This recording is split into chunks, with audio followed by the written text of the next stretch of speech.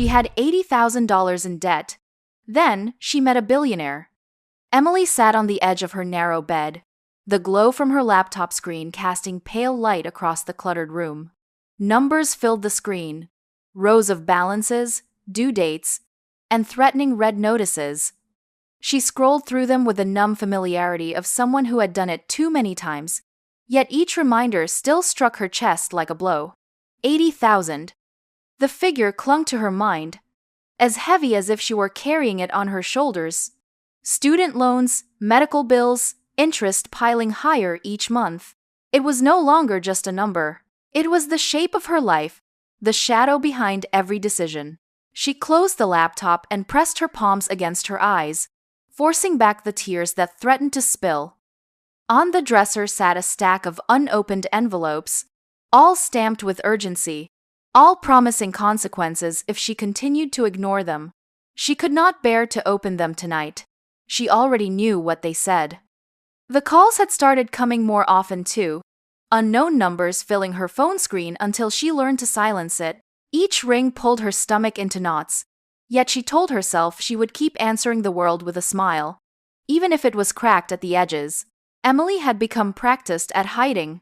At work, in the small marketing office where she served as an underpaid assistant, she kept her voice light, her face calm, her laugh ready whenever colleagues chatted about weekend plans or new purchases. She never admitted she had skipped lunch to save a few dollars. She never told them she walked home in shoes with thinning soles, because the bus fare was too much to give up every day. She let them believe she was fine, because she knew they did not want the truth. Even her closest friends rarely saw behind the mask. When they gathered for coffee or dinner, she ordered the cheapest item on the menu and joked about being frugal. When someone suggested a trip, she nodded politely and made excuses later. Her smile had become her shield, one she wore so constantly that sometimes she forgot how it felt to let it drop. But when the nights grew quiet, and the weight of the debt pressed down hardest, she could not keep it up. Alone in her room, she let her shoulders sag, her breath come uneven, her thoughts spiral into fears of never escaping, of drowning slowly, while the world moved past her. She had tried to do everything right. She had studied hard, taken loans with the promise that education would lead to opportunity. She had worked shifts through school, balancing exhaustion and hope, believing it was all temporary. Then, her mother's illness had added bills she had not anticipated, thousands at a time. The kind of expenses that ate through savings and left nothing but guilt. She had signed papers quickly, telling herself she would find a way to handle it later. Later had come, and the weight had only grown. Now, at 26, she looked in the mirror and barely recognized the young woman who had once carried dreams of travel, of building a life filled with joy. The face that stared back at her was tired, the skin pale, the eyes ringed with shadows. She forced herself to lift the corners of her mouth into a smile, practicing for the morning when she would put it on again. But she saw through it, and for the first time she wondered how long she could keep pretending. The debt was more than numbers.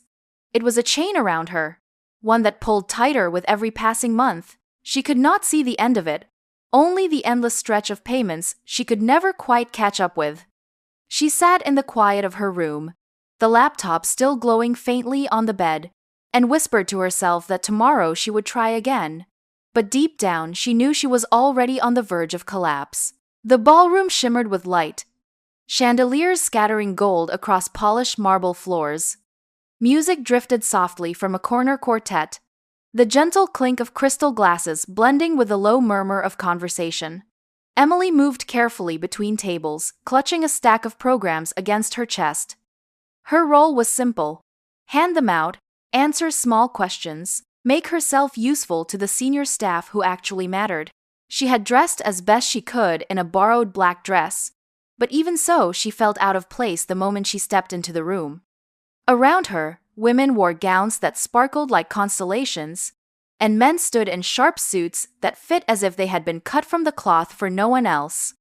She kept her head down, her smile polite, hoping no one noticed the scuffs on her shoes or the nervous tremor in her hands. The conversations around her floated in the air, snippets of another universe. One man boasted about a second home by the coast, another laughed about the car he had just traded in after only a year, while a pair of women discussed investments so casually it sounded like a game. Emily tried not to listen, but the words reached her anyway. A chorus of wealth and security she could not imagine. She passed another table, where a couple debated which resort to visit for the winter. Each word pressed deeper into her chest, a reminder of the world she would never be part of, a world where numbers were toys instead of shackles. Her hands grew clammy around the stack of programs. She could feel her throat tightening, her breath catching as though the air itself had turned heavy. 80,000. The number pulsed in her mind, louder than the music, louder than the chatter. She thought of her unopened bills at home, of the messages she avoided, of the weight that never left her. Here, surrounded by chandeliers and laughter, the gulf between her and everyone else seemed too wide to bear. She paused near the edge of the room, willing herself to stay composed. It was just another evening, another event where she was invisible except for the tasks assigned to her. But tonight the mask felt harder to hold. Her smile felt brittle, her back stiff from carrying an exhaustion no one here would understand. She swallowed hard, telling herself to breathe, to keep moving, but the noise of wealth pressed closer, suffocating her. When someone nearby joked about the inconvenience of paying too much in taxes, Emily felt something snap. The words slipped out of her before she could stop them, raw and trembling. "I'm $80,000 in debt," she said, her voice cutting across the small cluster of guests. Her hands shook, but she did not lower her eyes. "I don't see a way out." The laughter died instantly. The group turned toward her, their faces frozen in shock, some blinking as though they had misheard. One woman's painted lips parted in disbelief. A man cleared his throat awkwardly. Another shifted his weight and looked away. The silence that followed was heavier than anything Emily had ever felt. Her heart pounded, her cheeks burned, but the words were out now. Hanging in the glittering air like a confession in a cathedral, she clutched the stack of programs tighter, wishing she could gather them back into her mouth. But they were already alive, already reshaping the night. For the first time in years, she had spoken the truth without disguise. And though fear flooded her veins, there was also a strange release in it, as if the weight she carried had finally been named aloud. The words still hung in the air, fragile and trembling. When the room seemed to shift, conversations faltered, laughter cut short, and a silence rippled outward from the cluster of guests around Emily, until it spread across the marble floor like a shadow. She could feel it in the way eyes turned toward her, some sharp with curiosity, others cold with discomfort. Her chest rose and fell quickly, her pulse drumming in her ears, but she stood rooted in place with the programs pressed tightly against her ribs. The man who had been joking about taxes only moments before cleared his throat and tugged at his cufflinks, his gaze slipping away as though her confession had been a stain on the evening. One of the women at his side let out a brittle laugh, too loud and too forced, before leaning toward her companion to whisper behind a jeweled hand. Across the table, another guest frowned, shifting uneasily in his chair, his wineglass halfway raised and forgotten. It was as if Emily had spoken in a language that did not belong here, one that broke the delicate illusion of their glittering world. Whispers began to stir, soft at first, then growing like wind in tall grass. She caught fragments of them as they floated past. Poor thing. Out of place. Inappropriate. Why would she say that here? A few eyes softened for a moment, showing flickers of pity, but they passed quickly, replaced by the safer mask of detachment. Pity was not welcome in rooms like this, not when it threatened to expose the fragile line between comfort and struggle. Emily's hands shook so badly that the program slipped slightly, the corners cutting against her fingers. She swallowed hard, forcing herself to keep her chin lifted even as her vision blurred at the edges. The chandeliers above sparkled with merciless brightness, their light catching on the crystal glasses, on the polished silverware, on every detail that reminded her she did not belong. Around her, the silence was no longer quiet but heavy, pressing against her until she could barely breathe. A man at the next table leaned toward his wife, his voice low but not low enough. "It's a shame, but really, this is not the place for that sort of thing." The wife nodded quickly, her pearls catching the light as she turned her face away from Emily, as though shielding herself from something unpleasant. Another guest, younger and less guarded, simply stared with open disdain, his lips curling into a faint sneer before he returned to his drink. Every second stretched unbearably. Emily wanted to melt into the floor, to slip away unseen, but her feet refused to move. She felt exposed in a way she never had before, her secret no longer buried in unopened envelopes, but laid bare beneath crystal chandeliers and the eyes of the powerful. She had spoken the truth, and instead of relief, she found only judgment, the kind that reduced her to a spectacle. The music faltered too, the quartet playing more softly now, as if the instruments themselves had grown uneasy. The waitstaff moved slower, glancing nervously toward her, unsure if they should approach or avoid her altogether. She had become the center of a scene no one wanted, but no one could ignore. Emily's lips parted as though to say something more, to explain, to soften the harshness of her admission, but no words came. Her throat tightened until it felt as if her voice had been locked away. The guests shifted again, whispering behind raised hands, their murmurs filling the silence with a crueler noise than laughter. In that moment, surrounded by wealth and glittering glass, Emily felt more invisible than ever. Not invisible in the way she was when people overlooked her struggles, but invisible in the sense that no one in this room could truly see her. Not as she was. Not as a woman carrying a weight too heavy for her shoulders. They saw only the awkwardness of her words, the disruption of their evening, the crack in their carefully polished surface. The silence stretched further, unbearable now, and Emily's breath caught in her chest.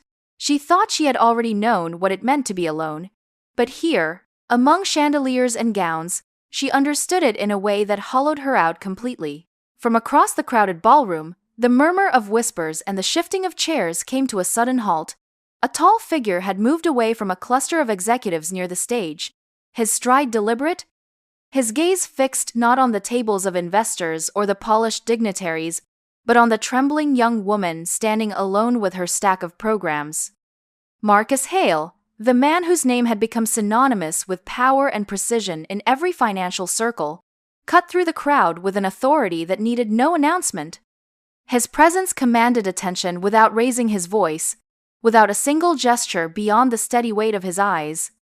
The guests who had been whispering quickly fell silent, their words drying up under the sharp awareness that the most powerful man in the room had turned his focus toward the outburst they had dismissed. Marcus was not a man easily startled. Years of building companies, negotiating contracts that shifted the course of industries, and standing before boardrooms that waited on his every word, had honed him into a figure of composure. Yet even he felt the air change as he stepped closer. The chandeliers glinted across his broad shoulders, the polished black of his suit framing the gravity in his expression. He was not moving quickly, but each step landed like the steady beat of a drum, echoing in the silence that followed Emily's confession. The crowd parted without needing to be told. Chairs scraped back as people moved aside, their faces turning toward him with unease, curiosity, and a touch of relief. Some of them looked at Emily again, as though hoping his attention on her would dissolve their own discomfort. She, however, could not lift her gaze. Her fingers dug into the edges of the programs she still clutched, her breath caught in shallow bursts as the imposing figure approached.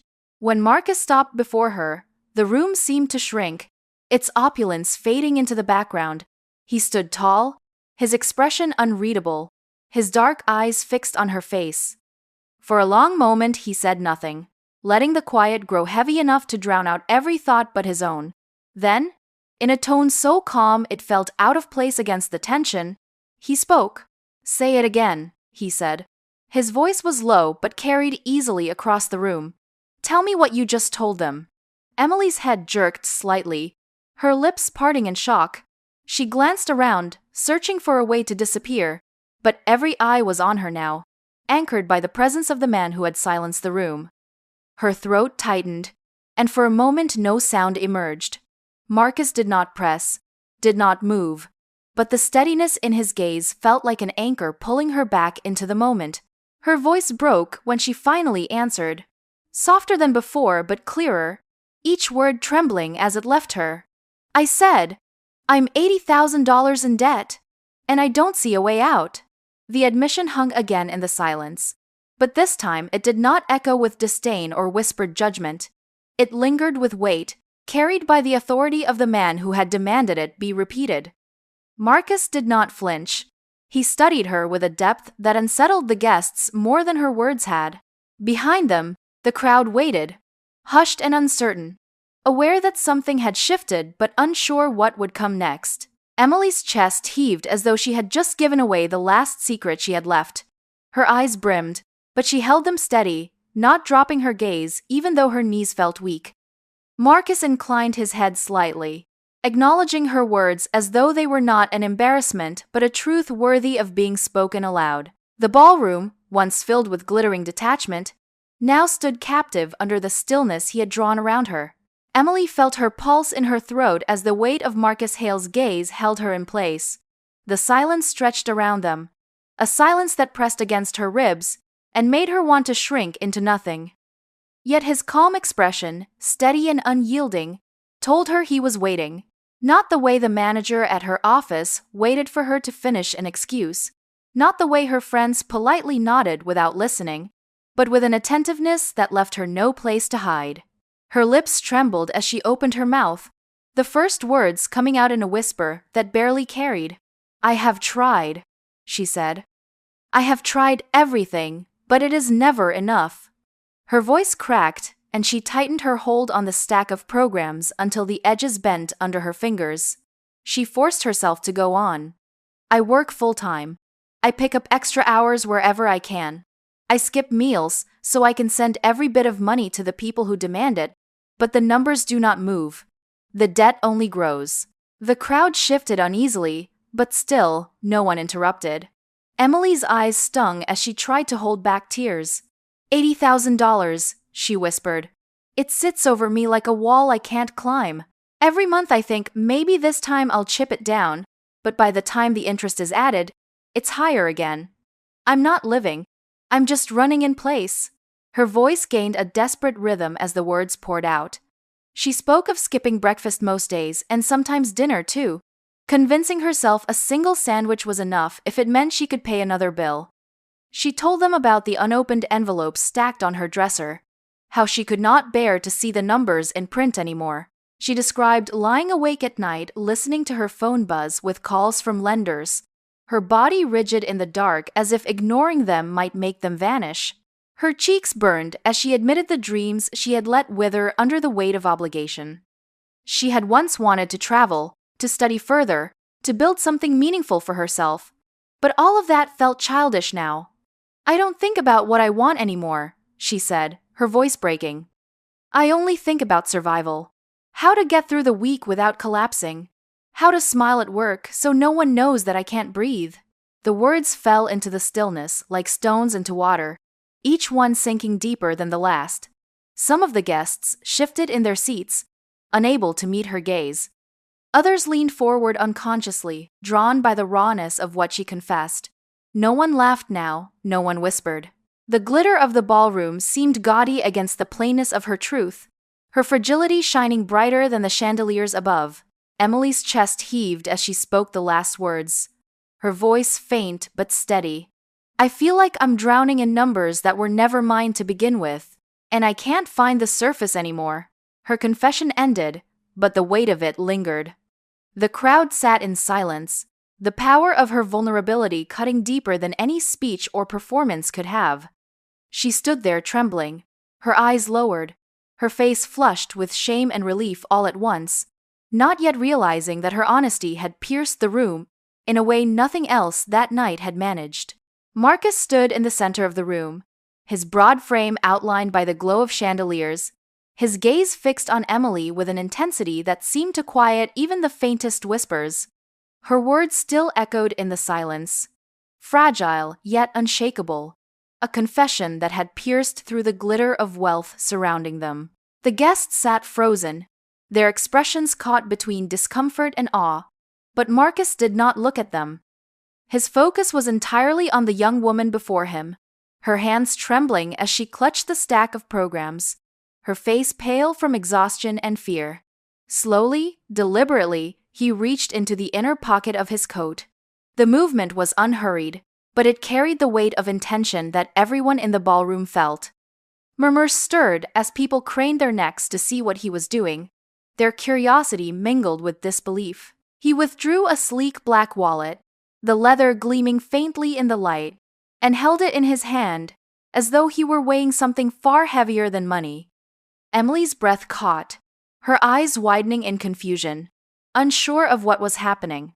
When he spoke, his voice carried across the room with calm authority, each word distinct and unwavering. "Your debt," he said, "will not define the rest of your life." The guests exchanged stunned glances, their faces alight with shock. Some leaned forward as though they had misheard. Others shook their heads in disbelief. But Marcus's tone left no room for doubt. He stepped closer to Emily. Lowering the wallet slightly, though, his eyes remained on hers. "You had the courage to speak the truth in a room where silence would have been easier. That courage deserves to be met with something greater than judgment. It deserves recognition." Emily blinked rapidly, her lips parting but no words emerging. Her fingers tightened around the stack of papers until they bent in her grip. She had expected ridicule, perhaps dismissal, but not this. The heat in her cheeks spread down her neck, her body trembling with the unfamiliar weight of being seen, not as a burden but as someone worthy of respect. Marcus opened the wallet, withdrawing a sleek card, and held it briefly between his fingers. "This will be settled," he said firmly. "The numbers that have chained you, the 80,000 that has haunted every step of your life, it ends now." His words rolled through the room with a finality that silenced even the skeptics who had moments earlier sneered at her confession. A murmur swept through the crowd, but it was not the dismissive whisper of before. It was astonishment, reverberating in every corner of the ballroom. Guests who had prided themselves on their fortunes and their exclusivity suddenly found themselves confronted with an act of humanity that money alone could not measure. Marcus did not do it for applause, nor to polish his reputation. His posture, his tone, the way he looked at Emily made that clear. This was not pity, not charity. It was recognition of a strength she had carried alone, a strength that deserved to be honored. Emily's vision blurred as tears welled in her eyes. She shook her head slightly, her voice barely audible. "I don't understand. Why would you do this for me?" Marcus inclined his head, his voice softening though it still carried. "Because you were brave enough to tell the truth, and because no one should have to spend their life defined by numbers they can never escape. You reminded all of us tonight what wealth should mean. It is not power for its own sake. It is the responsibility to see, to listen, and to act." The guests sat in silence, some lowering their eyes, ashamed by their earlier dismissal. Others stared at Emily with new respect, though she hardly noticed. Her tears spilled freely now, sliding down her cheeks as she tried to steady her breathing. The weight she had carried for so long still pressed against her shoulders, but for the first time she felt it lifting, piece by piece, loosened by words she had never imagined hearing. Marcus closed the wallet and returned it to his coat, but the act was already complete. In that moment, beneath the glitter of chandeliers and the hush of an astonished crowd, the chains that had bound her were broken not by numbers, not by signatures, but by recognition of her humanity. The weeks that followed unfolded like a dream Emily had never dared to imagine. The first days were strange, filled with disbelief so strong she expected at any moment to wake back in her small room, with its unopened envelopes stacked like accusations on the dresser. Yet the debt was gone. The calls stopped. The letters ceased. The weight she had carried for years had been lifted in a single act, and the air she breathed felt different, lighter, though she still caught herself bracing for the pressure that no longer came. Marcus had not disappeared after that night, had not left her standing alone in the echo of his gesture. Instead, he reached out with something far greater than charity. He asked her to work with him, not as someone to be pitied, not as a symbol to parade, but as a partner in the vision he wanted his company to reflect. Emily hesitated at first, unsure she belonged in a world that seemed carved from glass and steel, but Marcus insisted she was more than worthy. He reminded her that speaking her truth had been an act of bravery that none of the polished guests had dared. That bravery, he told her, was the kind of strength his business needed. Slowly, she began to believe him. She arrived at his offices each morning, no longer carrying fear in her chest, but a cautious hope. At first she observed, learning how meetings flowed, how decisions were made, how people responded to Marcus's steady leadership. Then, piece by piece, she found her place. She organized projects, spoke with staff, and shared insights drawn not from wealth but from struggle. Her perspective was fresh, grounded in realities many in the boardroom had forgotten or never known. The employees saw it too.